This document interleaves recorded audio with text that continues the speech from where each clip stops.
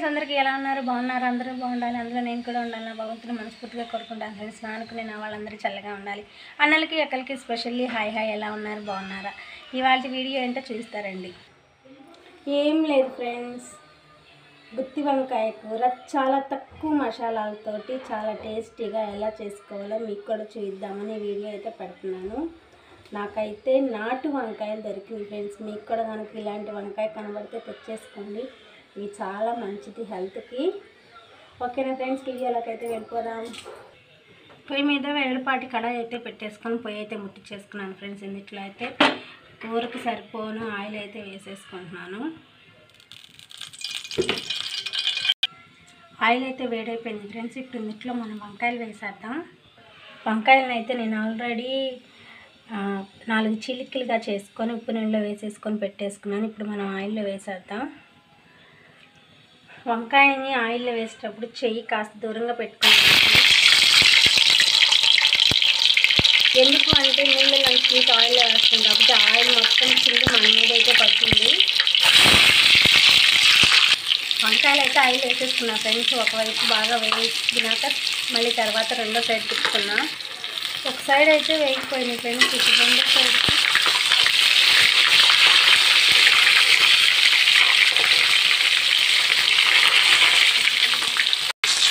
ఇవైతే వేగిపోయింది ఫ్రెండ్స్. ఇవైతే తీసేసుకున్నాం పక్కకి ప్లేట్లోకి. అవైతే తీసేసాను ఫ్రెండ్స్. మళ్ళీ ఇదే ఆయిల్లో ఇంకా మిగిలిన వంకాయలు కూడా వేసేసుకుందాం. మిగిలిన వంకాయలు కూడా వేసేసుకున్నాం ఫ్రెండ్స్. ఇవి కూడా వేగేసరికి ఇందులోకి మనం మసాలా అయితే రెడీ చేసుకున్నాం. అల్లం ముక్కలు,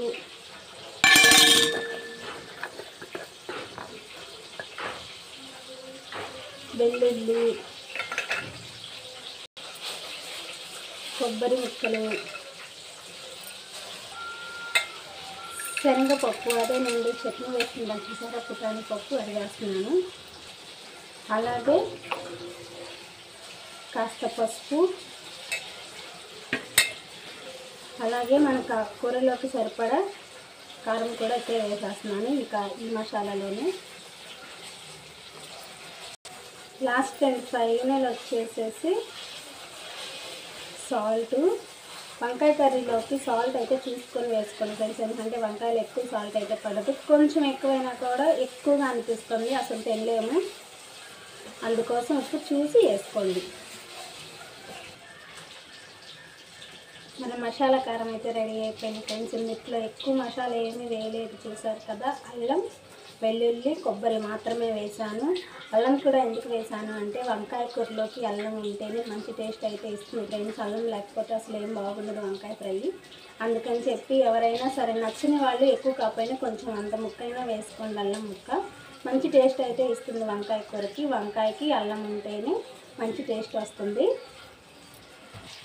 ఇప్పుడైతే ఈ వంకాయల్లో మనం రెడీ చేసుకున్న కారం అయితే పెట్టేద్దాం ఫ్రెండ్స్. వంకాయలు అయితే బాగా వేడివేడిగా కాలిపోతున్నాయి. కానీ వంకాయలు ఇలా వేడిగా ఉన్నప్పుడే కారాన్ని అయితే పెట్టాలి. ఆ వేడిగా ఉంటేనే మనకి ఆ కారంలో ఉన్న ఉప్పు కారాన్ని వంకాయ పీల్చగలుగుతుంది. వేడిగా ఉన్నప్పుడే కారం అయితే పెట్టేసుకోండి. చేతులు అయితే బాగా కాలిపోతున్నాయి ఫ్రెండ్స్. వంకాయలు అంత వేడివేడిగా ఉన్నాయి. కానీ కారం వంకాయ వేడిగా ఉన్నప్పుడు మాత్రమే మనం పెట్టాలి.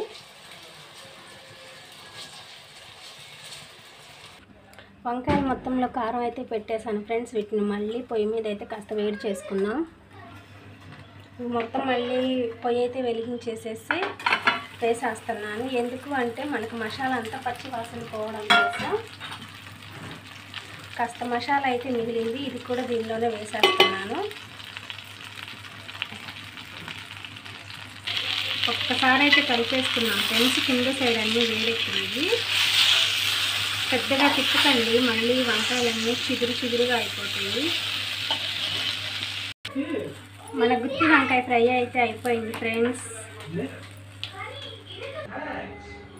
మన గుత్తి వంకాయ ఫ్రై అయితే రెడీ అయిపోయింది ఫ్రెండ్స్. ఈ గుత్తి వంకాయ అంటే మా వారికి చాలా ఇష్టం. అన్నంలో కూడా తిండి ఇలాగే తినేస్తాడు. వంకాయలు ఆయనకి ఈ కూర అంటే చాలా ఇష్టం. నచ్చితే మీరు కూడా ట్రై చేయండి ఫ్రెండ్స్. లైక్ చేయండి, షేర్ చేయండి, సబ్స్క్రైబ్ చేసుకోండి, మన ఛానల్ని ఫాలో అవ్వండి. ఎండలు అయితే వచ్చేసినాయి ఫ్రెండ్స్, చెమటలు అయితే కారిపోతున్నాయి.